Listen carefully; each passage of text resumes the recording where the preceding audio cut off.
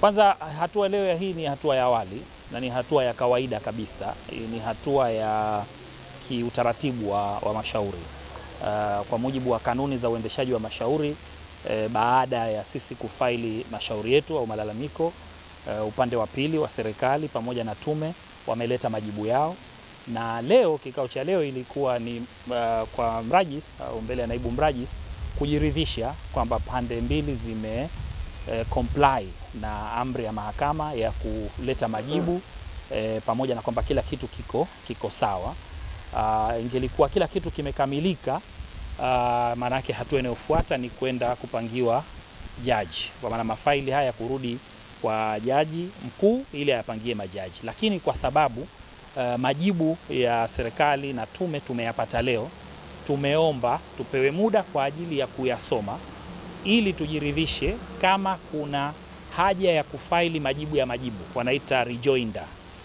Na kama hakuna haja, basi tutaruhusu Mheshimiwa Mrajisi aendelee na hatua zinazofuata kwa ajili ya kupeleka shauri mbele ya kupeleka mafaili haya kwa jaji mkuu ili ayapangie majaji watakaosikiliza mashauri haya. Na Mheshimiwa Mrajisi ameridhika na amekubaliana na maombi yetu na ametupa wiki moja mpaka tarehe 18 kwa ajili ya kuja tena kukutana hapa na kuweza kutoa maelezo kwamba tunayo majibu ya majibu au hatuna, na sasa hatua nyingine ifuate. Lakini kwa leo kila kitu kimekwenda sawa. Kwa bahati mbaya sana, wakili mkuu wa serikali amejipotosha tu. Ni utaratibu wa kawaida kabisa. Upande unaoleta mashauri una haki ya kufanya majibu ya majibu, na ndio maana naibu mrajisi hakukubaliana na hoja yake, na tulichokiomba sisi sio kufanya marekebisho ya mashauri yetu au ya malalamiko yetu, ni kwenda kujibu yale walioyajibu wao.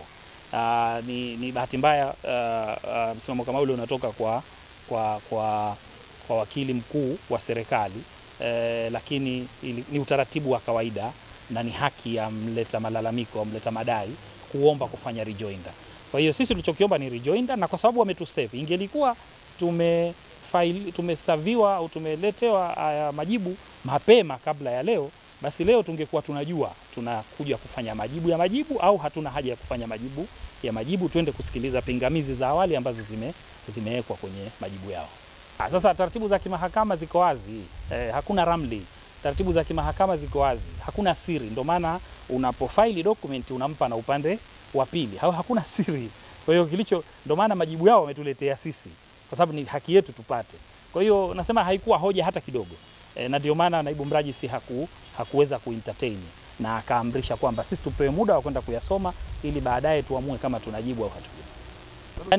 Ni kweli tumefaili chama cha ACT Wazalendo, hasa wagombea wa nafasi za ubunge wamefaili mashauri kama haya kwenye mahakama hii kwa majimbo ya Unguja na mahakama kuu masjala ya Chake Chake kwa upande wa Pemba, na tayari zimeshapangiwa tarehe na kwa ajili ya kuja kuwapia kwa mara ya kwanza, na tukitarajia kwamba tutapata majibu pia ya upande wa Tume Huru ya Uchaguzi pamoja na Mwanasheria Mkuu wa Serikali ya Jamhuri ya Muungano.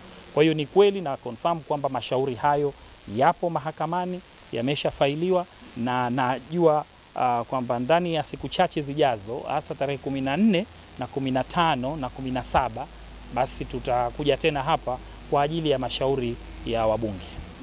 Sisi hapa tumefaili kesi 17 za wakilishi.